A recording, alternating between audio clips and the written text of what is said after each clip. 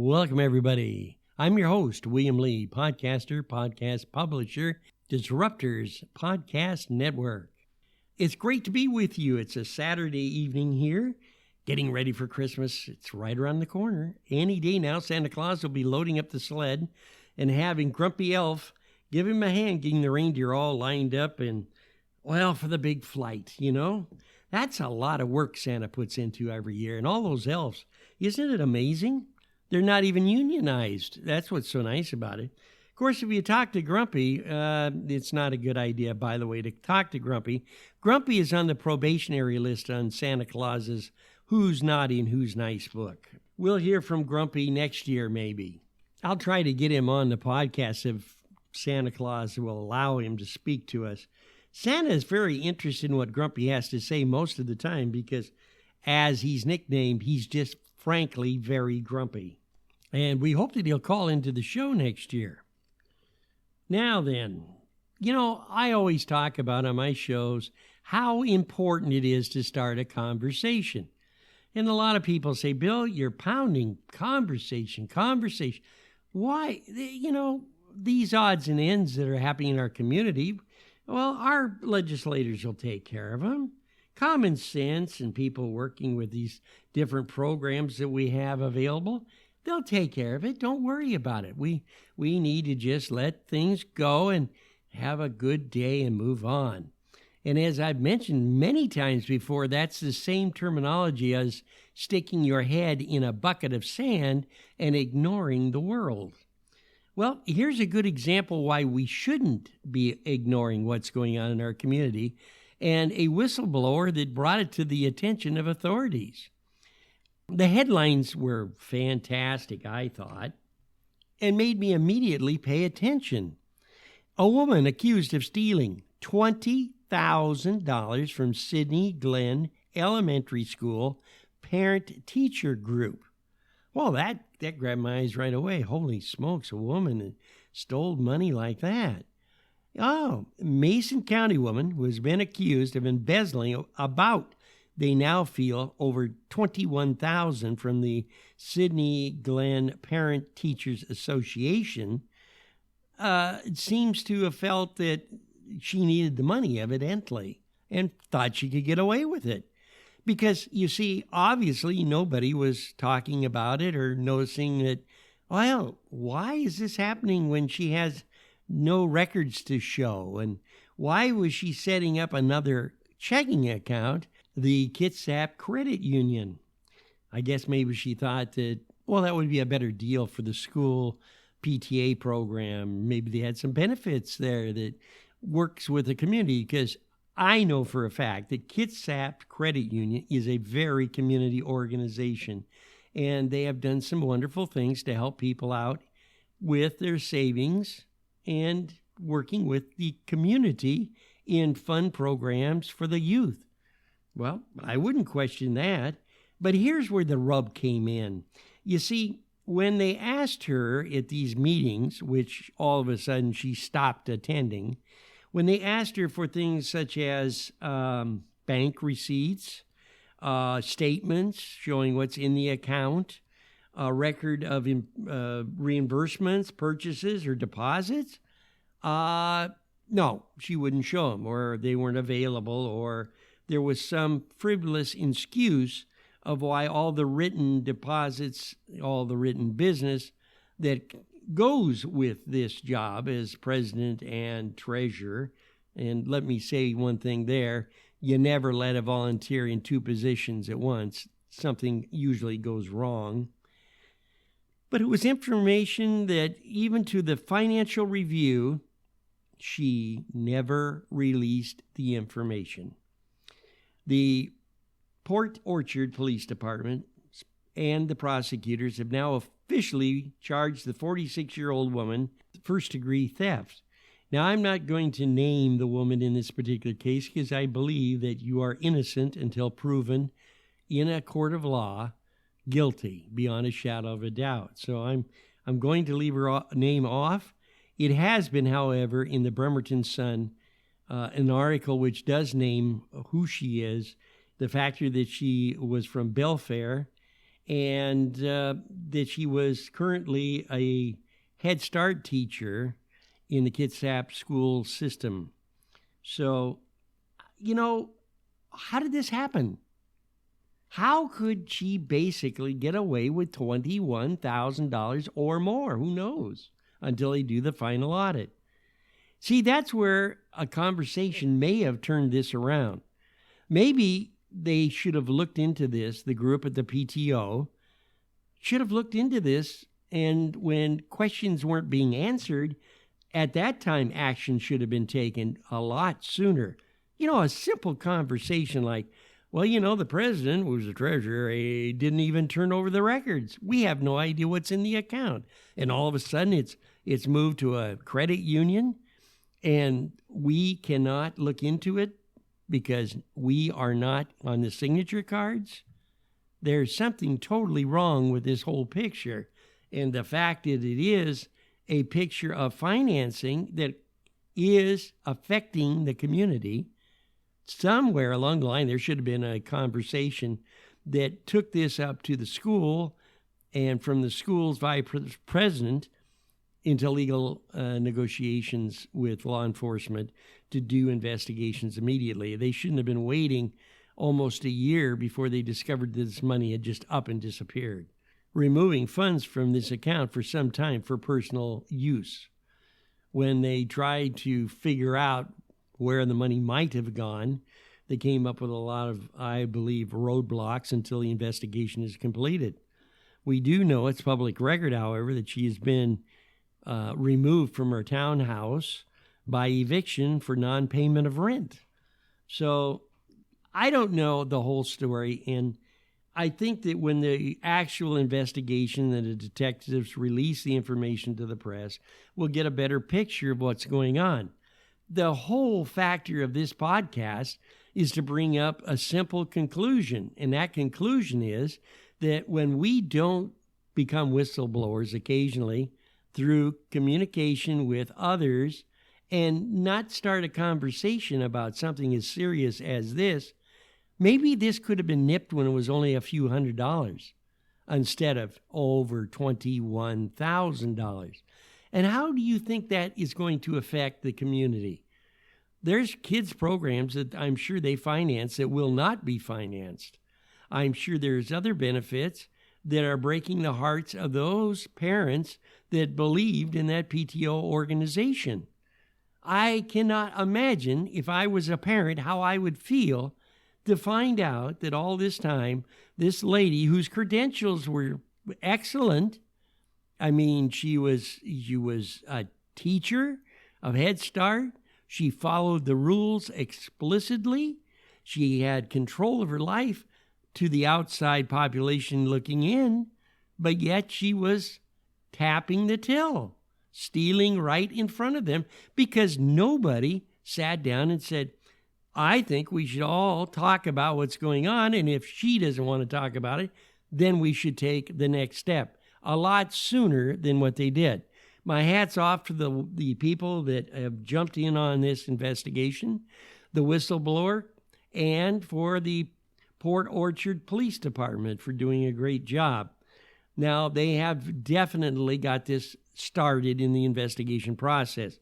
Prosecutor has, I believe the charges are going to be first-degree theft. We'll not know until arraignment on January 11th. I wonder if she's going to even appear in court. That'll be the next move. If she can steal $21,000 or more, will she really show up in court? Good question.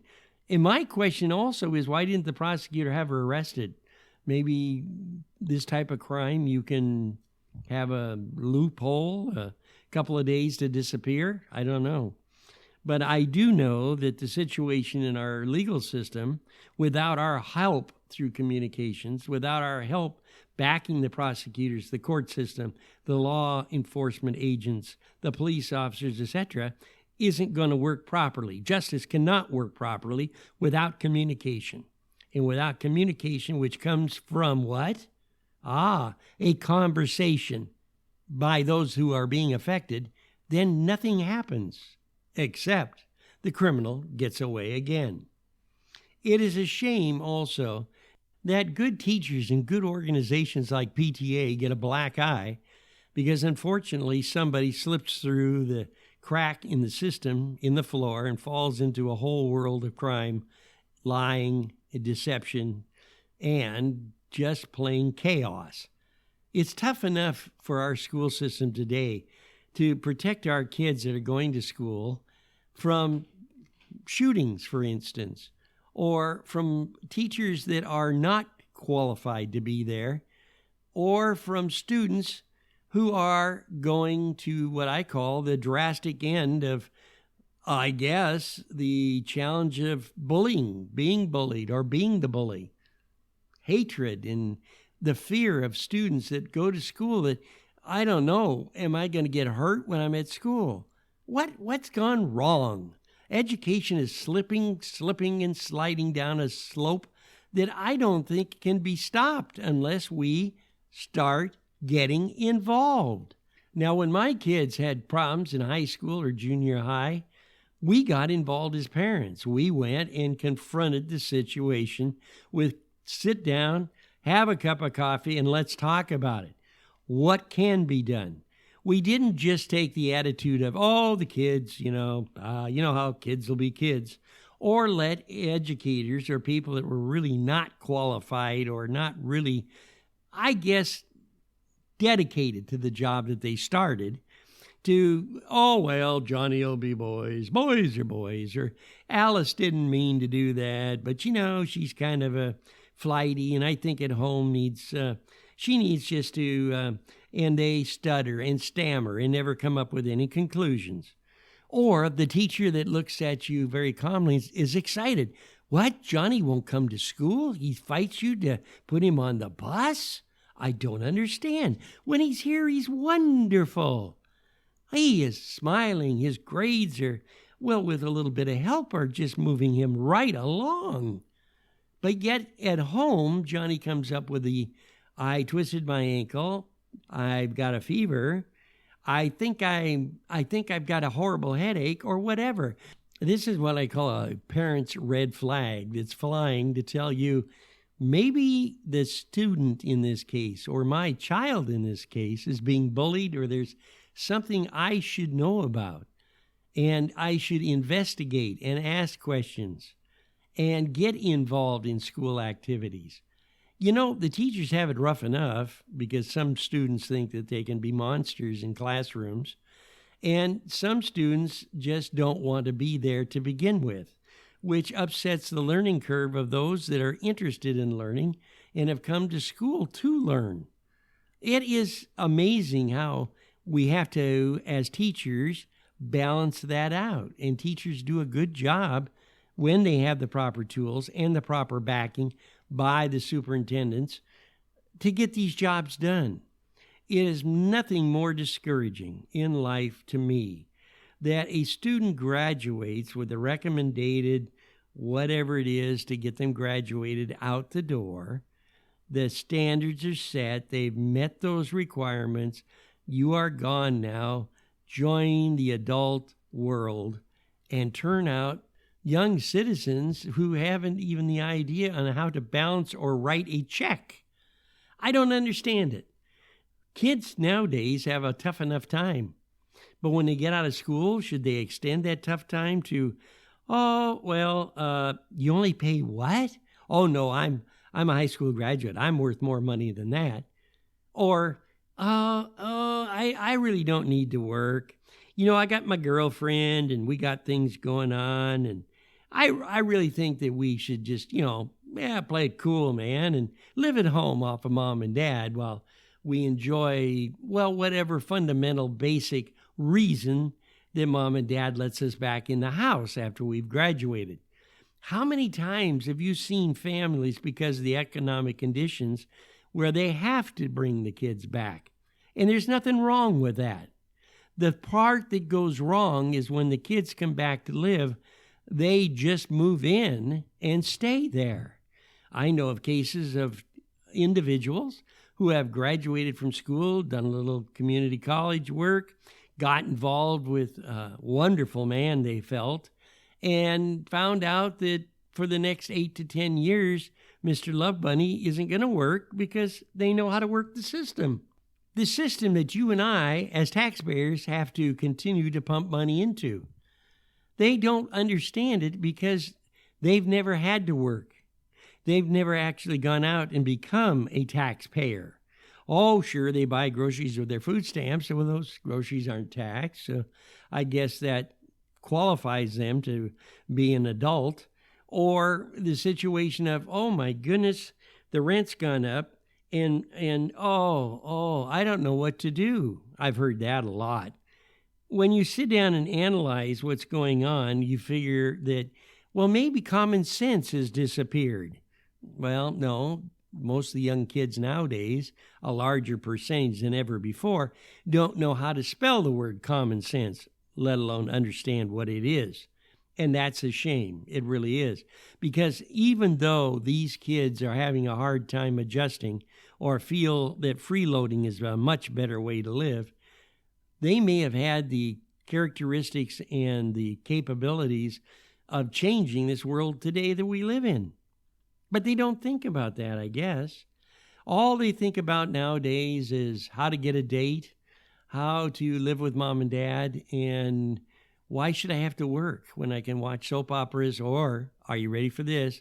I can sit at home for 20 to 30 hours a week and be on the internet playing games. Yes, my goodness.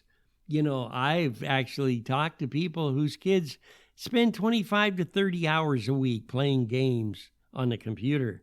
And you look at their mother and their father and you say to yourself, haven't you noticed that there is something missing here? When these kids can move in, even have children while they're there, and you find as grandparents you're raising their children while they're playing games. Maybe the game we need on the computer is life and what life is all about. Maybe what we need is a game called Adult Lifestyle for the young and stupid. I don't really know. But there's so much technology that now these younger kids can grasp, and so many wonderful things that can be done if they just get their head out of the ground and start thinking. Back them up. Now, I'll give you another good example about education that has really had a conversation and has changed kids' direction. And that simple is homeschooling. Oh, I know, boy, anybody that is an advocate for homeschooling with the state of Washington is a bad person right off the get-go. Why?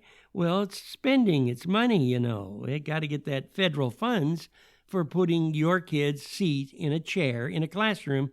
It may not be safe. It may not be taught by a capable teacher. And by the way, it's really hard to find good, capable teachers because now a lot of the good teachers are quitting or leaving by the carloads. So they've got new teachers that need a little more experience. And it's not that they're not educated. It's not that they don't have the talent. It's they need the time to learn through communication with other teachers, to learn and build their skills. Well, we're not doing that, of course. We're forcing we got to get the tax dollars back and get that money in our budget for schools. Instead of knocking schools down and asking for more money, why don't we take that money and give it to teachers so that they'll stay in the classroom teaching? Why don't we get the security in the classroom in a better condition than it is today?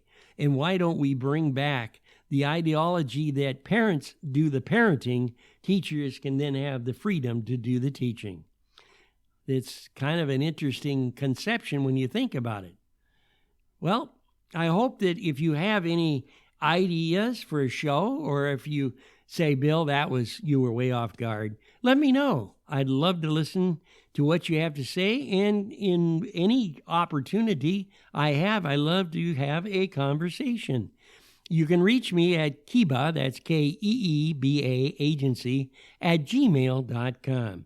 Or go to keepasmiling.com, that's Keeba smiling.com, and leave us a message. That's our new website.